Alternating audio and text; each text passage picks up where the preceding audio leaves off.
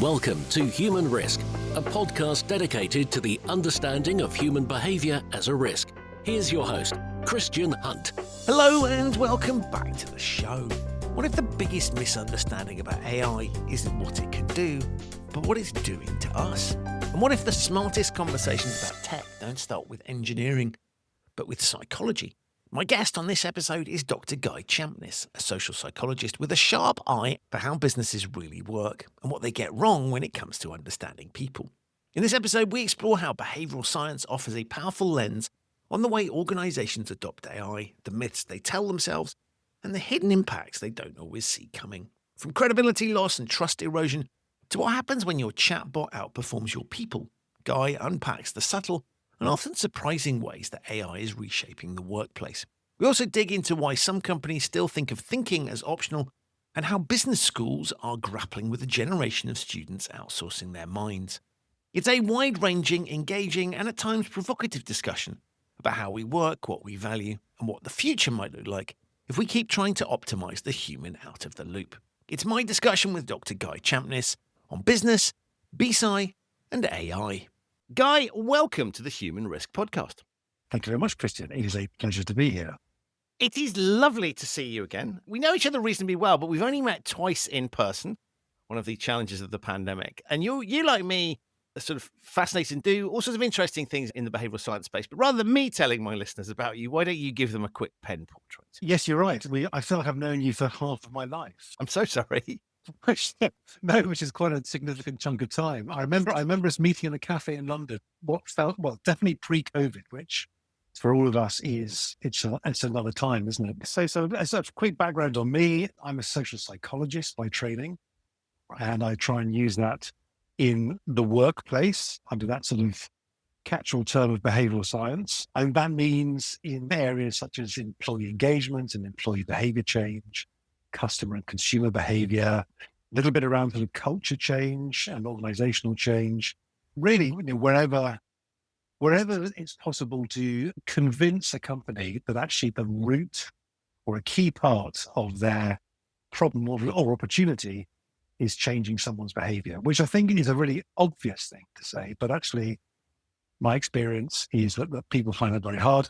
Before doing all that, I started off, I used to work for a marketing services group after I did my MBA, and I was involved in the sort of consumer insights bit for that group. And I felt actually the quality of the work was really poor, to be honest. And so that's what pushed me up to go and do my PhD, because I thought, well, I can either continue to moan about this and be part of the problem, or I can probably still continue to moan about it, but try and be part of the solution.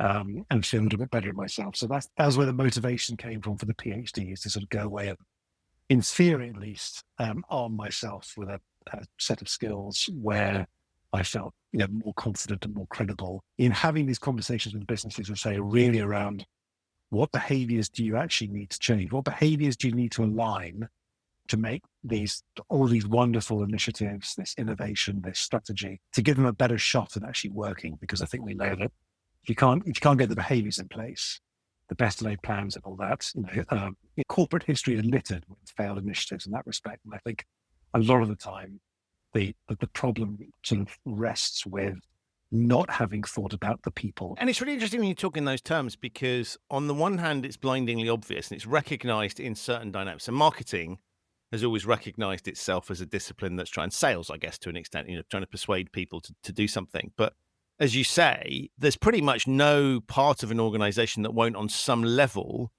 have a requirement to get people to do something or not do something or take a view on something. And yet this isn't widely understood. And I know that you like me sometimes get a bit frustrated because it's kind of the business case for behavioral science ought to be obvious. And I recognize we are absolutely talking our own book here, but ought to be obvious and often isn't.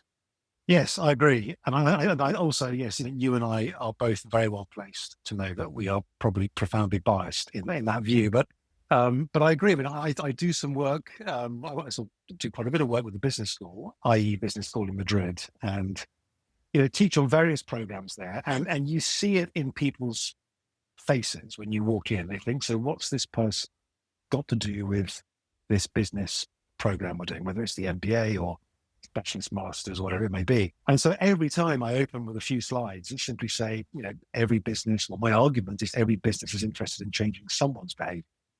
And as you say, Christian, marketing is probably is the clearest example of that. And then I put up a series of slides and say, these companies, so whether it's Uber, Netflix, Amazon, have they been good at changing consumer behavior? And everyone nods and they say yes. So you may think of these as technology companies, but actually their success comes from changing people's behavior. So you're right. I think you can make a really strong case quite quickly that every business should be interested in behavior change. But yeah, sometimes it's very difficult. It's very difficult to sell in. I don't know whether it's because, and there's an interesting view of it that businesses are interested in outcomes, or they might have aspirations or goals. And of course, you can say, well, actually an outcome, okay, you can measure an outcome. You can't really measure an aspiration particularly, but what you can measure and change are the behaviors that are in service to those outcomes. So I think that's quite a good discipline to try and go through. But I do think businesses find that difficult. It's a bit messy and fiddly, and it involves Post-it notes on a wall and things like that. And I think there is a sort of an impatience around a lot of these things, because the number of times I've tried to find a way to make the actual process of behavior change visible and engaging for clients, I've done that so many times, and it just doesn't really work in terms of it's not a spectator sport. It's something which should really be done behind closed doors, because it's fiddly. And there's a lot of iteration and a lot of sort of constantly going back and sort of re-questioning certain aspects to it. So I don't know whether maybe it's just not exciting enough for businesses, and they sort of do fixate on these sort of outcomes. But again, I think that without understanding the behaviors that you need to get in place, everything from culture change to business transformation, new product launches, all of this, understanding behavior, it's not only critical, it's a huge de-risking opportunity, I suppose, if you can predict and then potentially shape the behavioral response to whatever it is you're going to be doing. It always struck me that, and I guess it's the classic economics versus behavioral economics debate about, economics presents a nice, simple model of the world. Behavioral economics, and therefore behavioral science, is messy and counterintuitive, and so things don't fit neatly into buckets, and what works over here might not work here, whereas economics presents you with a sort of solid model. And it's always occurred to me that the way companies are run is sort of on predict. If we think particularly in sort of quarterly reporting and listed companies, where it's kind of, it's that classic thing about nobody ever got fired for buying IBM type logic. In other words, let's have predictability. I don't want someone bringing messiness into what is a well-ordered machine. And the only time this messiness that you and I operate in is permitted to be brought in is either somebody who spotted a reason that it's not working, or there's such a big fundamental change that maybe it can be justified. We're merging with someone else, or we're doing a bit. And so it struck me that it's not allowed into the day-to-day because it adds complexity that is uncomfortable. Yes, so I think it's a couple of thoughts on that. I completely agree with you. I think your point there, that we often get involved when the other thing hasn't worked. And I think that's a really interesting observation. Where I was working before, invariably teams would say, no, we can do this. Oh, actually, no, we can't do this. Let's get the behavioral science team involved. And the problem with that is you're invariably coming in too late, because there's a certain velocity in the projects at that point, and there's momentum, and you're sort of you got yourself caught between a rock and a hard place, because you have to say, you're running forward with all these assumptions, and these assumptions, possibly some of them are wrong, which is why this isn't working. So let's basically slow down and look at those assumptions. And the problem there is, if you look at the assumptions and you find out that actually, let's imagine, that they're not seeing the change they want to see because they think it's all to do with attitudes amongst employees. So you look at this, you say, well, actually, no, it is about attitudes. And they say, well, then why have we stopped? Because all you've done is told us what we already thought. And then the flip side of that is you get there and you say, actually, look, it's not attitudes at all. Actually, your employees are perfectly on board with whatever it is you're trying to do. There's another barrier to this project not working out. In which case they say, right, well, it's a bit late in the day to be getting that news now because we've committed everything to. Why So you're didn't you sort of, speak up before, right? yes, yeah. Why didn't you? Or you can say, well, why didn't you exist before? And so you do get yourself a bit caught there, thinking, well, I mean, I remember going for an interview once with a company, a big market research company, who I won't name, and it was they were starting a behavioural science unit, and the interviews went fine, and I then met with the CEO of the whole group, and he was saying how I'm excited to be doing all this, and he was getting to the last meeting, and I thought, do you know what? There's no point in me carrying on with this because I'm going to spend my entire life going into meetings until the point that no one invites me anymore, saying, I don't think that's right. This idea that actually that the way that a lot of market research is done is very flawed. It's designed a lot of the time, which is not meant to sound simplistic. I think it's designed to confirm what the client already wants to hear to a certain extent, or it's designed to tick a box that said, we listened to lots of people. We went through this exercise, this sort of due diligence process. I think a lot of the time, market research is not particularly interested in actually, which is a terrible slight on the whole industry. A lot of the time, their projects are not actually interested in getting to the genuine answer. They're a little bit going through the motions. And I felt this with this interview, and I thought, well, this is going to be a horrendous job because, I'm going to go into the first 20 meetings and just say the wrong thing. And then I'm going to start getting invited to meetings, and that'll be it. So I do think you're right. It is a messy process. Having said that, I do think a lot of the time it's pretty intuitive. I mean, I do find that when you speak to a lot of people, the value of behavioral science is you give them confidence in their hunch or in their sort of intuition, and you can tie a label around this thing that they always felt was the case, that their experience over the last 10, 15, or however many years had sort of taught them that this sort of thing worked this way. And you can say, well, it does because ... So I think a lot of the value in introducing behavioral science in businesses is you're sort of legitimizing people's beliefs and say tying labels around this thing that they've known for a long time but didn't know what to call it. And as you say, Christian, crucially, you're showing them the edges of where that thing might stop working. So don't overuse it in some way. So I think, yeah, it is messy, but I think in a lot of cases, I would question how often people generally want to get to an actual answer, and they're actually maybe just going through the motions. I think, well, that's good enough for us at this stage. It's to your point about, no one's going to get fired for buying IBM. I don't think IBM actually ever said that, but it was certainly, the expression is, it's a good illustration of actually, I don't necessarily want to zig when everyone else is zagging on this. I'd rather be wrong with everyone else than run the risk of being wrong on my own. I love that framing of it as kind of leaning in and providing it's almost like I was looking at a sort of maths problem, the provide your workings thing that we were always taught at school. Yeah.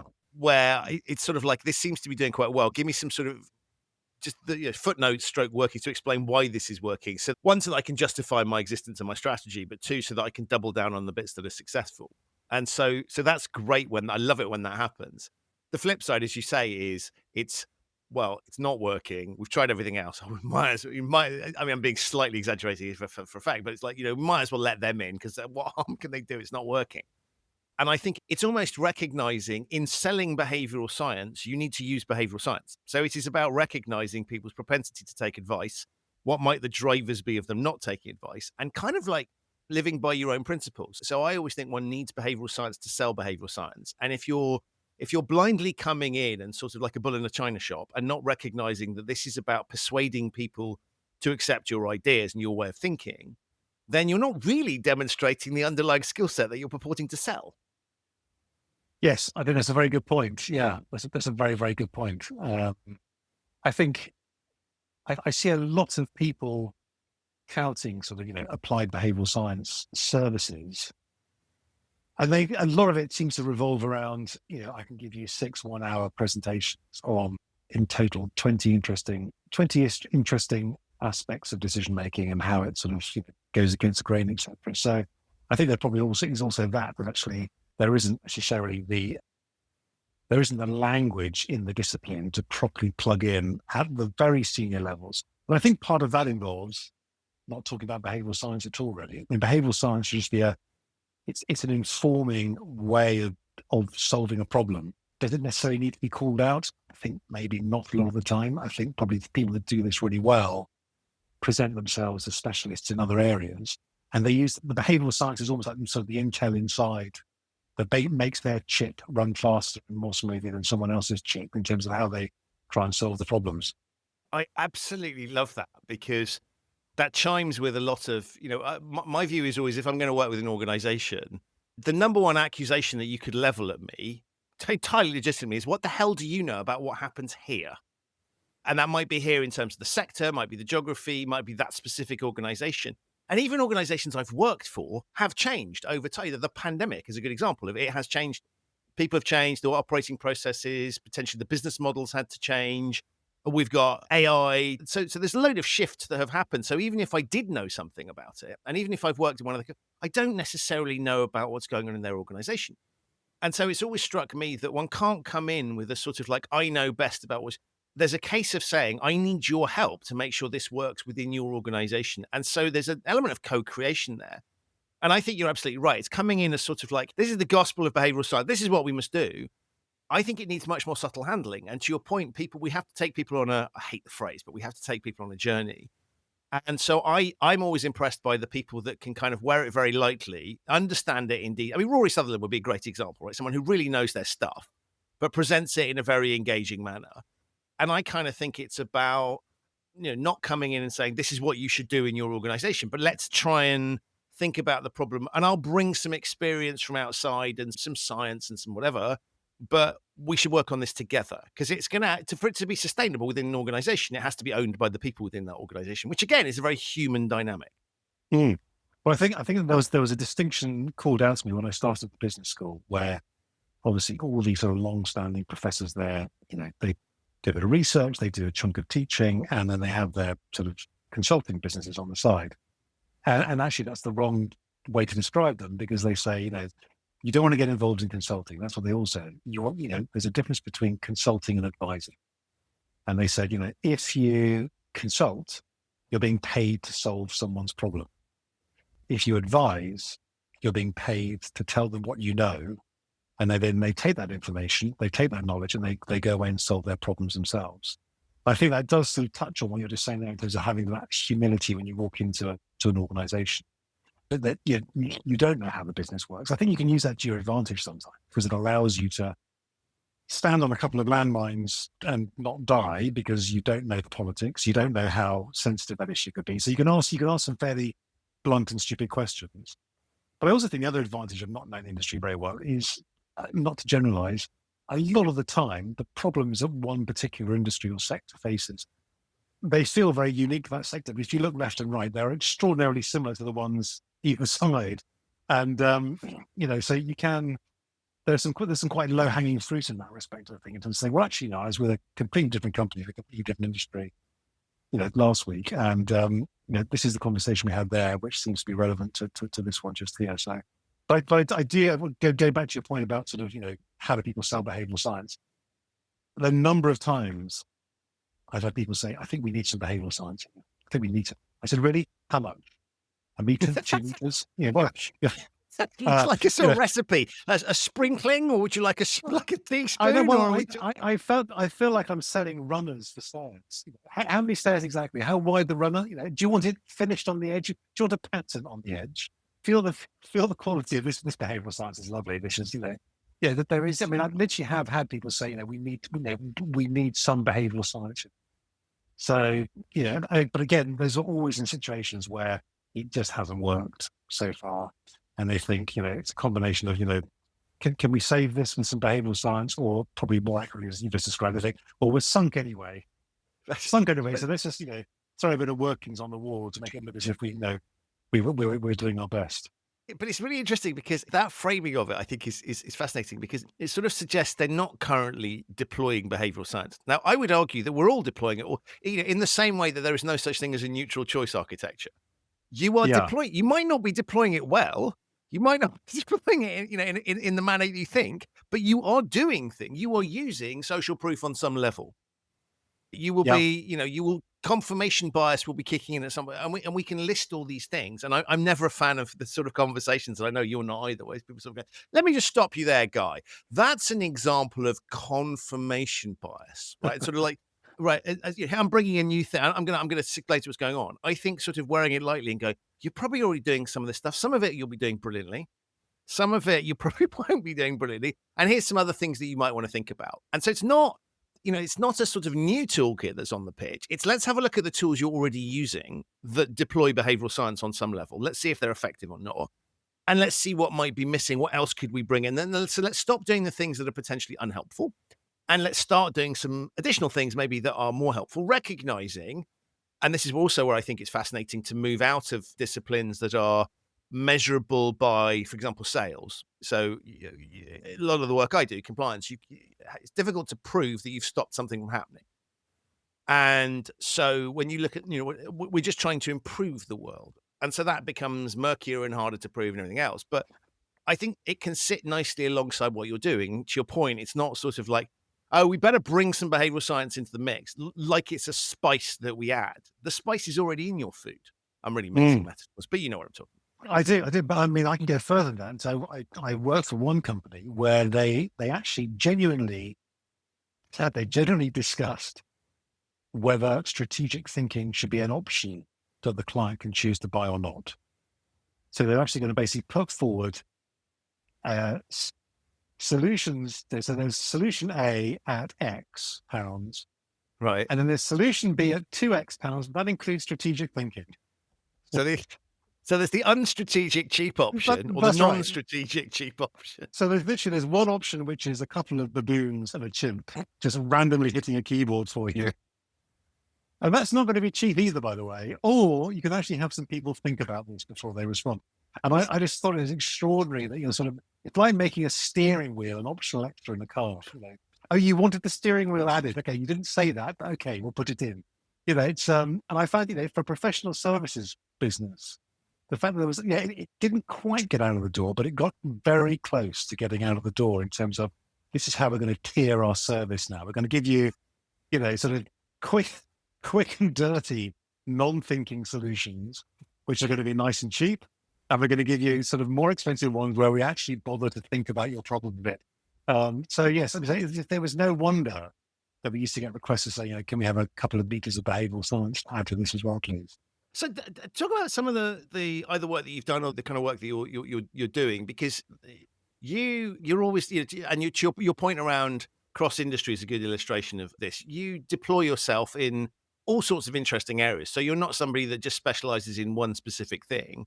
I'm not saying you're jack of all trades. I'm just saying you have a breadth to what you do that I think is really interesting. Well, it's like all sort of independent consultants, you sort of hawk yourself. You invariably hawk yourself too thin, don't you? In terms of, you find it very hard to sort of turn your back on what might be an interesting area for fear of it suddenly being the thing that would have worked really well. But the areas, so when I did my PhD, it was looking at sort of sustainable behavior. So that remains an interesting application of it for me. How can you use psychology in all its forms, behavioral science, to get us to deliver sizable behavior change needed in various ways to meet various sustainability goals. I'm not a sort of hair shirt type person, if that's the expression. Part of the reason I went off to do the PhD was I thought, gosh, there's got to be more pragmatic ways of doing this without just constantly appealing to people's sort of fear and sort of existential dread of everything ending. And I sort of stayed involved. I was part of the sort of the founding management team of a startup in the US, which I'm still involved in. This is a startup. Well, it's not a startup now. It's a much bigger business, but it's looking at sort of clean energy adoption, which you can imagine at the moment in the US. It's facing some pretty severe headwinds, which ironically, if you put a wind turbine up, you generate a lot of electricity off those headwinds. But of course, you can't put one up because they don't like them anymore. So that's a challenge. And that was absolutely fundamentally around, how can you persuade households, to change their energy behavior. So yeah, sustainability remains a big area for me. And the one that seems to be growing quite a bit, I think at the moment, it's focused on, probably haven't heard of it really. It's a very sort of, fringe bit of technology that hasn't really hit the mainstream. It's a thing called AI. I don't know whether that's, Oh, no. Tell me have you heard more. something? Yeah, so No, you've not heard never, of it, never. yeah. Sounds So very niche. it is very niche. I think it's arguably becoming more niche at the moment, but it's looking at, really, I suppose, the psychology of AI in terms of what does it do. It's in the workplace, because at the moment, I think most of the conversation, in my view, is it's around the technology and it's around the sort of IT transformation story of how do you change workflows, how do you integrate it into the business. I think what all those conversations miss is around what happens to your workers, to your employees, as a result of doing this. And there's lots of pockets of research, appearing now that show some quite striking, and I have to say, predominantly negative consequences of using the technology. I know that makes me sound like a roaring Luddite, and I don't think I am, but maybe I am. But there's a lot of negative things, and I don't think that conversation is really, definitely it's in the shadows. It's in the shade of the technology conversation. But everything from, I think, the most obvious ones are things like cognitive debt and cognitive offloading, where we just simply, we don't concentrate enough, we don't aim the content, we don't remember the content. But also there's some other interesting effects, that actually a paper recently published shows that if you are transparent in your job about using AI, which a lot of businesses encourage you to do that because they don't want you to be passing off work as your own, where you've taken sort of, support from AI. So if you're transparent about it, there's increased likelihood that your peers will think you are best credible in your job. So there's a huge negative consequence, a sort of really sort of painful consequence of you being honest about using it. And the interesting finding of that is that your credibility goes down in the eyes of your peers who are also using AI.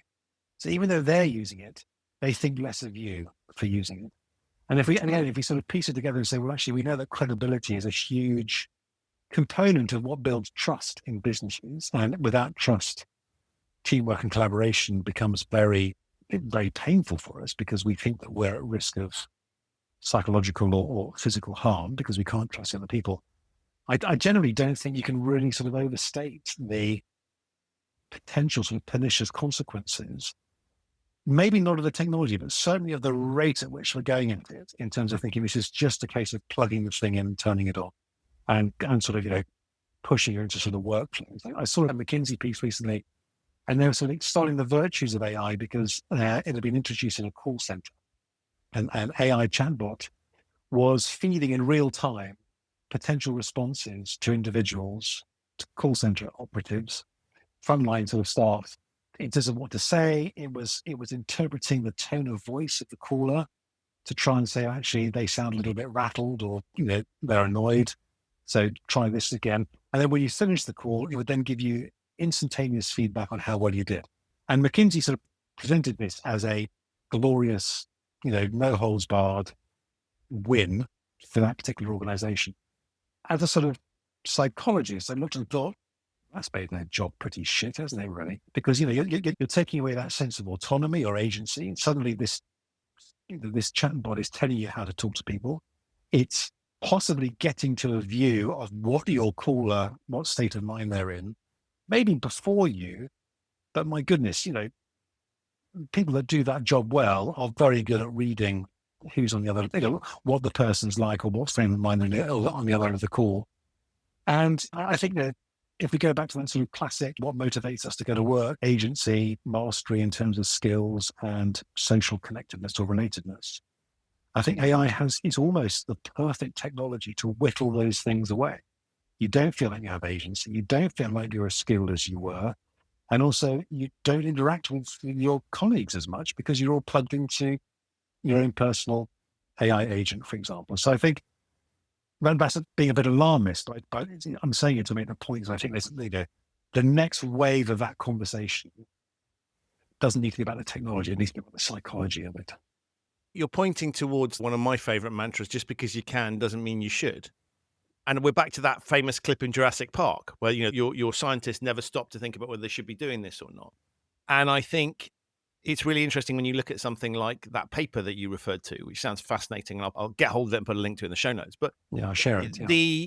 This idea that it's an unalloyed good, it's almost like the opposite of being a Luddite is being a fanboy with no sense of kind of critical thinking around it. And clearly it brings some benefits. But I think if you jump on the bandwagon, if you're not prepared to even look at it and consider it, you go, this is newfangled stuff, I'm not going to look at it, that's not smart. But nor is this sort of let's just deploy it everywhere we can, particularly, as you say, where it plays into the relationships that we have. Because I could sort of see, if I got a sense that the call center operative I was dealing with was doing the equivalent of reading from a script, or let's be really cynical, reading from a sort of hostage video, right? It's been told to say these things. Yeah. Right? Then that doesn't increase customer satisfaction. It has the opposite effect. And so you need, in a way, you need the human. And I recognize the ultimate game here might be to replace the human entirely, right? And have a chatbot that comes out of things. So you don't need, this is a sort of temporary state before you get to the perfect world of it's all AI handled.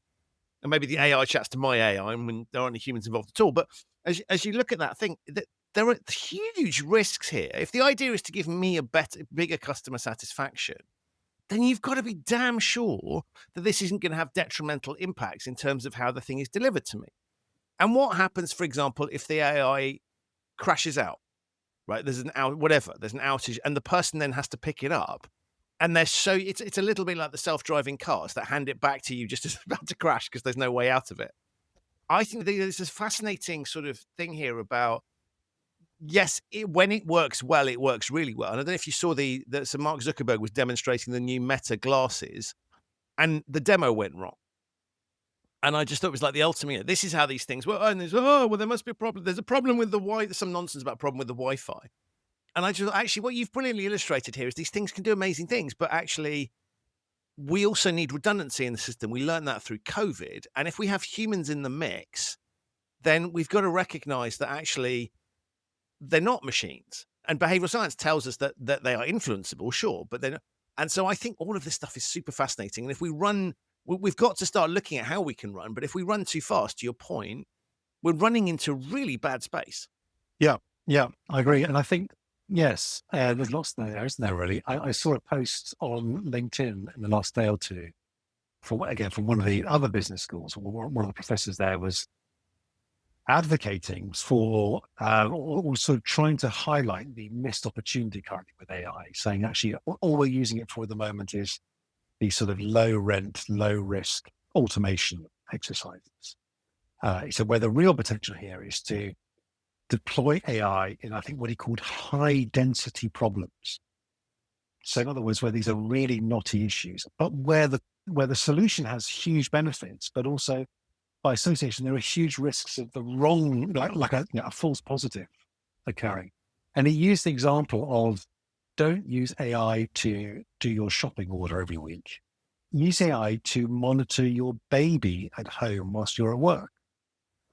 And I thought, no, I don't agree with that at all, in the sense that, to your point, that actually I can fully understand why the adoption path at the moment is use this for low consequence activities, because if it doesn't work, then the consequences are, relatively minor, so to speak. So I do think it's, there's a blind, well, it's not a blind trust, is that? Obviously what AI does is it taps into, it's found the Achilles heel of every human, and that is it saves time and effort.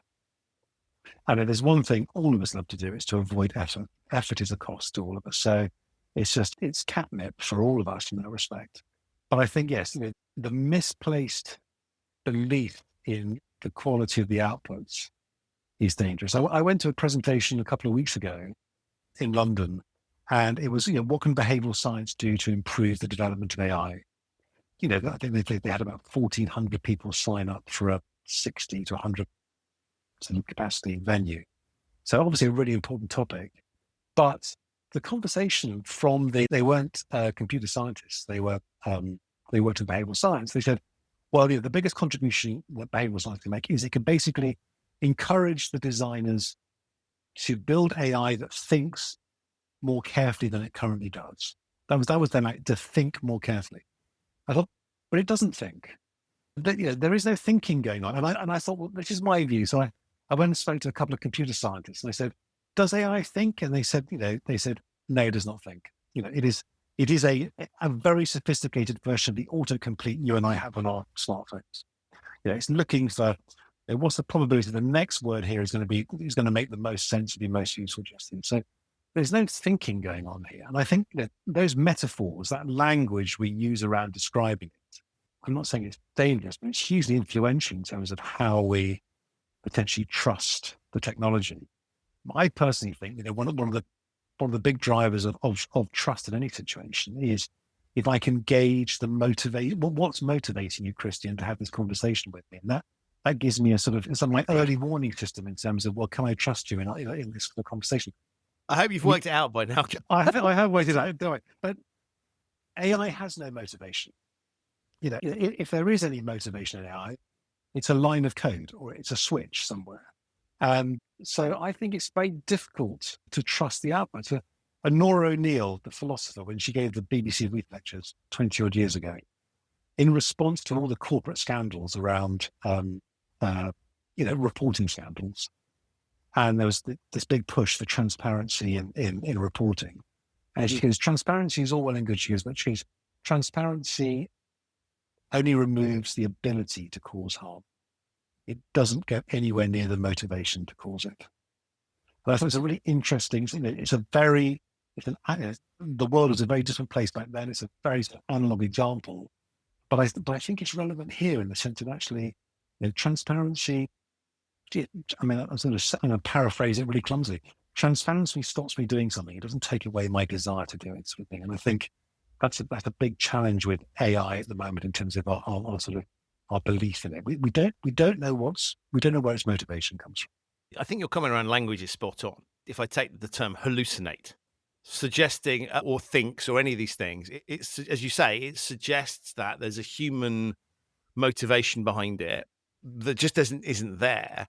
And I'm astonished. The number, people are still saying, "Oh, it's just a crap version of Google." But look, it's terrible. And you kind of get, if you had even a modicum of understanding how it has come to that answer, then you wouldn't be shocked, right? You would just know why. And you don't necessarily need to know why it's come up with that specific answer, but you know that ask it about, I don't know, a historical fact or so, just facts, right? It will pull the most likely answer. And that's not necessarily what happened, because we know the world isn't always predictable and doesn't always follow neat patterns. And we may be looking for something that's exceptional. And I find it astonishing, and this is where I think behavioral science is interesting, is to sort of look at, well, how are humans reacting to this technology and what is it doing to them? And to think, actually, if you start to really recognize how we see the world and the importance, as you say, the importance of language, you can start to see, well, why do these things happen? Well, simple analysis is, well, people equate AI with Google. I go to Google for answers now. ChatGPT is just sort of a substitute for that. But it's not. It's doing something fundamentally different. And I think if we looked at using behavioral science to understand people's reactions to the technology, we could start to try and, I guess, get a handle on the problem. I'm not sure we can necessarily solve it, because I think actually one of the genius things they've done is to make it feel like it's human. ChatGPT, the front end is chat, and it appears to be coming at us in a way that's very familiar, which I think deceives a lot of people, myself included at times. No, I agree. And actually there's research that points to the fact that actually the more chatty, the more human it is in its language, the more we trust it. Quite predictably in some ways. The other interesting, going back to one of your earlier points, we're far more likely to trust AI if it agrees with us. So that confirmation bias is alive and well in our sort of interactions with AI. I had an exchange recently where we had a shocking delay on a flight over the summer holiday, a family holiday with EasyJet. And the reps at the airport were saying, "Oh, you're carrying the compensation list, EU compensation for all of this." So we gave us bits of paper and they said, "Go off and get a hotel, come back and get a flight tomorrow." And, I applied for compensation, we got back, and EasyJet said, "No, you don't qualify." And they came back with a very sort of existential explanation saying, "You don't qualify for compensation because you didn't actually travel on the plane that was delayed. So you didn't have a delay." Which is just very, it's a very sort of philosophical view of what constitutes a delay sort of thing. So I turned to ChatGPT to say, right, will you please write me a letter that basically argues that we deserve compensation, and can you please draw on case history and precedents to make this, to make the letter. So he wrote this stunning letter, and I thought, this is it. I fired it off, and I spoke to a friend who's a lawyer. I said, I've got ChatGPT to write this letter for me. And he goes, right, because you know that EasyJet will use ChatGPT to argue against your ChatGPT letter. I said, really? He goes, yes. They use AI to basically argue against AI. And of course, they came back and disputed it. We went backwards and forwards a few times. And then it suddenly crossed my mind. I thought, well, I'm going to ask AI. I'm going to go back to ChatGPT, and I'm going to lay out exactly the same argument. Because obviously, when I did it as a passenger, it said, Guy, you're absolutely owed compensation. This is nailed on. You're going to get this. We're done. Right, yeah. Exactly. I'm on your side. Let's do this, pretty much, And so I wrote exactly the same scenario, and I presented myself as a member of the compensation or the sort of disputes resolution team at EasyJet. And ChatGPT came back and said, you're absolutely right. They have no right to compensation. So it utterly changed its position. And I think, that's alarming for lots of reasons, but I think I do think it's sort of always siding with the user is a bit of a cynical ploy to increase adoption. So certainly for private non-work issues. That's the other bizarre thing, that actually the only space in which the use of AI is racing ahead is in personal private use. There's this whole sort of shadow AI adoption economy. I saw something on the FT yesterday that was showing that actually only one conversation in 4 on ChatGPT is now work-related. It's become more personal, non-professional, non-work assistant in many ways. So it has dramatically moved away. I don't know.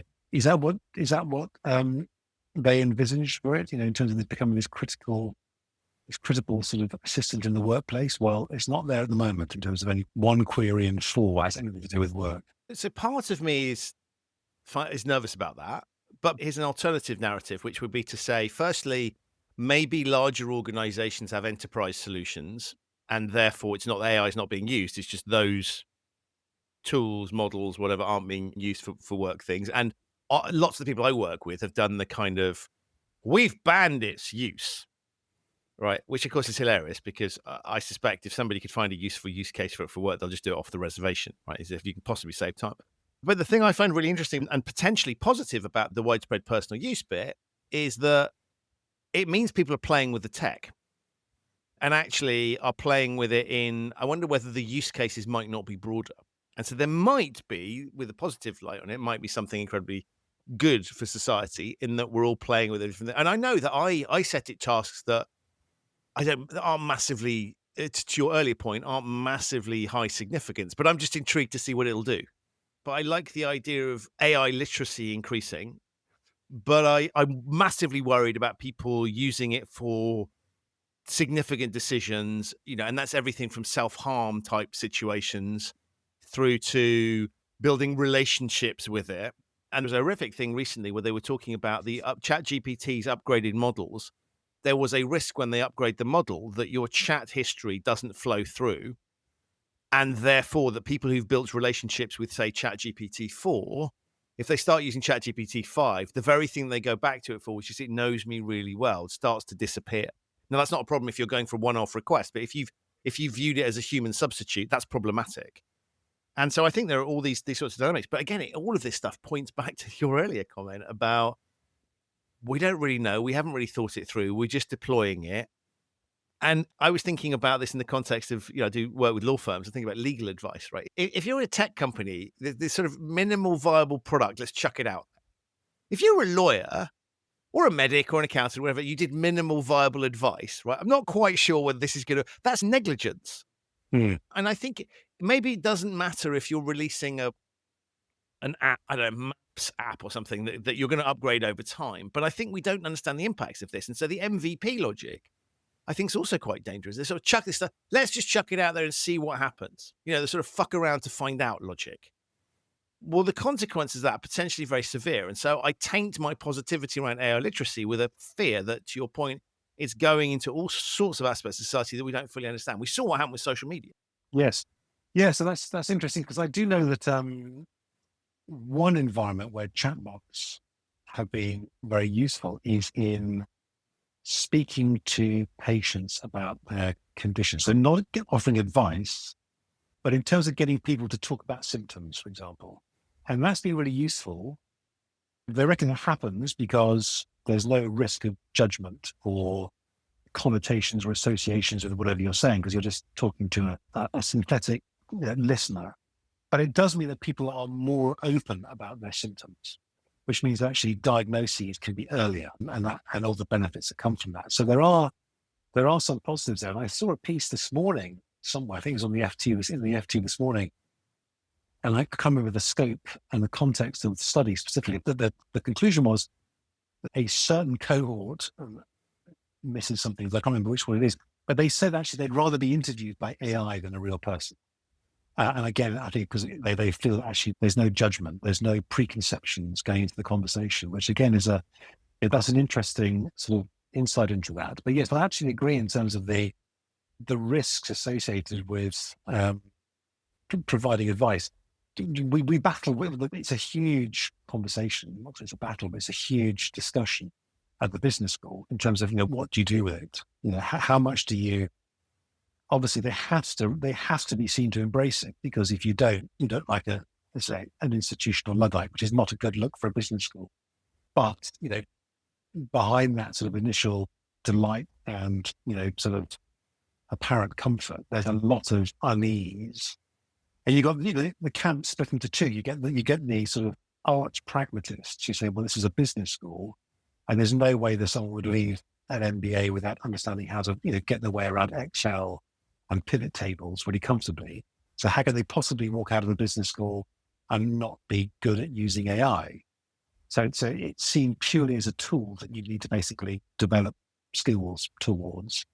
And then you've got the more sort of, I suppose, humanities and social science faculty who are of the view of saying, but this has huge potential to undermine critical thinking and your ability to deliberate and to argue and to sort of synthesize opposing points into sort of a sort of final view. And it's very difficult to reconcile those two worlds, really, because they're looking at the technology as fundamentally different things. So, I'd say there isn't an answer for that at the moment, but certainly my experience is, I've stopped setting essays for students because suddenly I was getting 55 essays. Were in beautiful English, considering, we have, out of a class of 50 students, we have 44 nationalities. And their English levels are spectacular, but you often see those little, not even grammatical mistakes, just in terms of the sort of the pace and the phrasing in essay. Suddenly that all disappeared. But the other thing you see is they all look the same.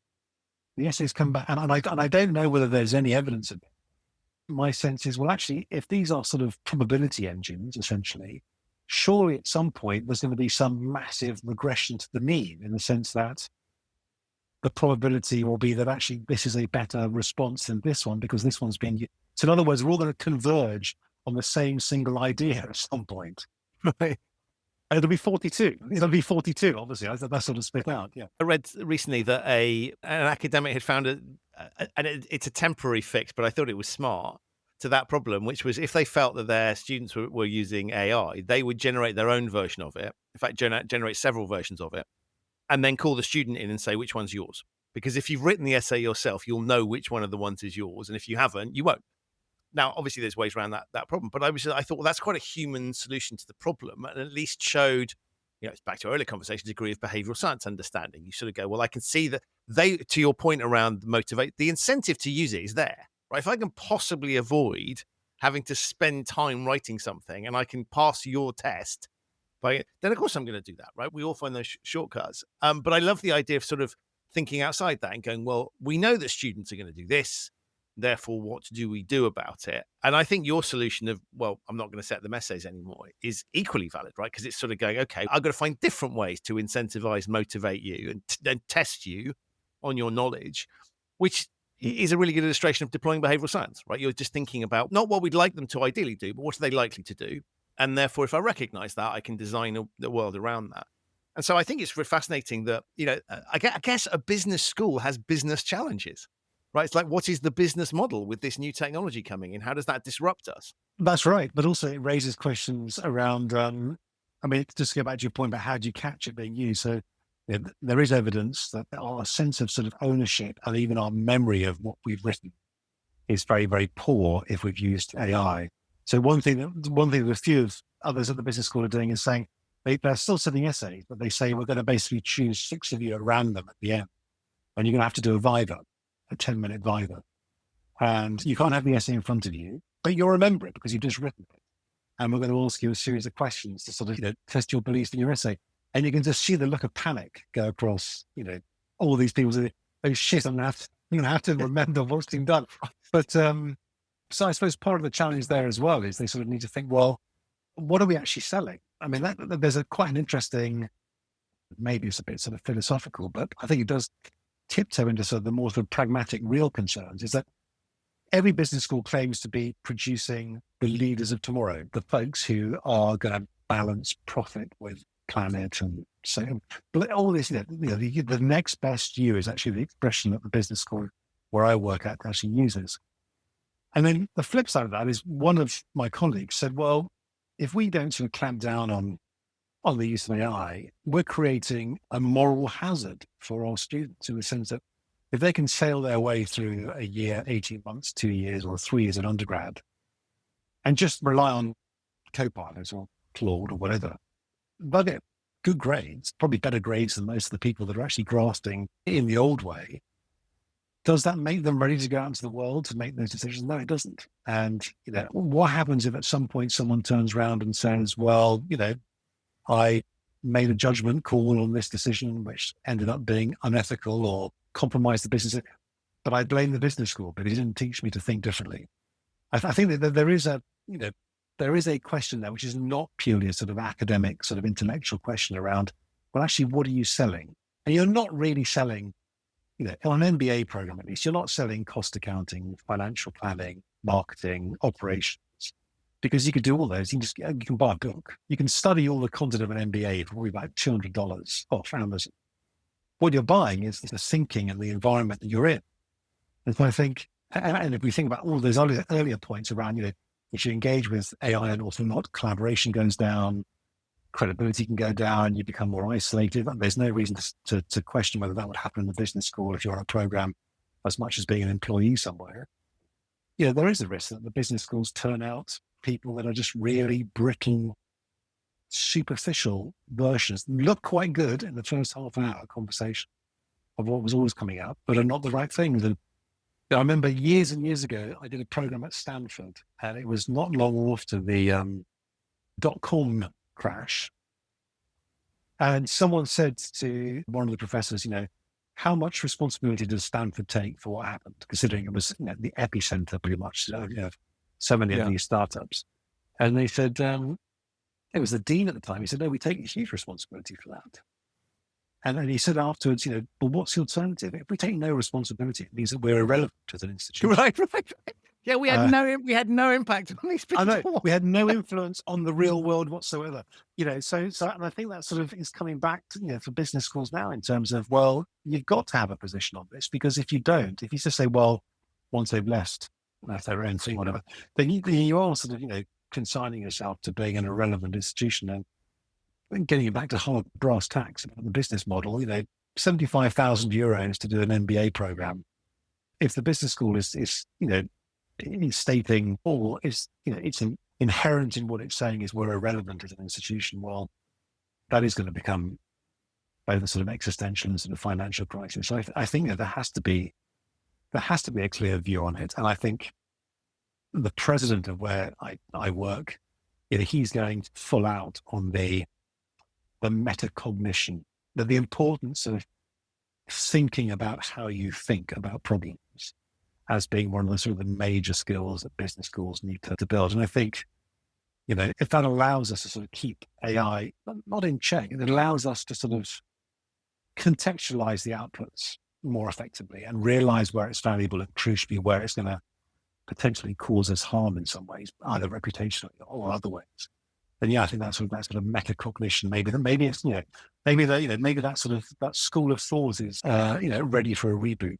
I think in a world where we can self-serve in many respects, and whether that's completing sort of bureaucratic tasks or whether that is teaching ourselves something. I think the idea that you spend the time that you have in an academic institution or with an academic institution doing things that you can only do in that context makes a ton of sense, right? Because then you're doubling down on the essence of this, which seems to be very in keeping with sort of like smartphone app logic, right? Let's do the one. What are we really, really good at? Center of excellence logic. Let's just do that. And let's create something they can't get elsewhere. And then you can justify the high fees and everything else. Yeah, no, I agree. I agree. I think that someone sort of summed it up. And part of that process, if you learn to interrogate and you learn to sit alongside AI and you see the value it can create, and crucially, you see where it's not valuable, then that also has to be a good thing. And as one of my colleagues says to all the students in his classes, he says, like, don't worry, your future job is not going to be taken by AI. Your future job is going to be taken by someone who knows how to use AI properly. That's the threat. You're looking in the wrong place. The threat to me. Right. So I think yes, there's but it's such early days in those conversations, and I think we're only just scratching the surface now of what the psychological consequences are.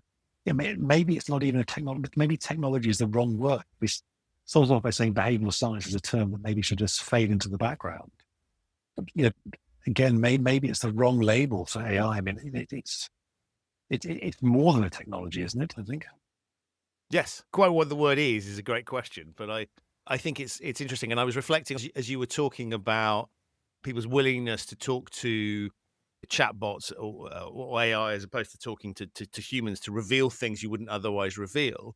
I'm always struck by the really silly example. And I did something with the military recently, and I said to them, do you want to know what the quickest deployment in history is? And it's nothing done by you or your kind of peers, right? It's those touchscreens in McDonald's.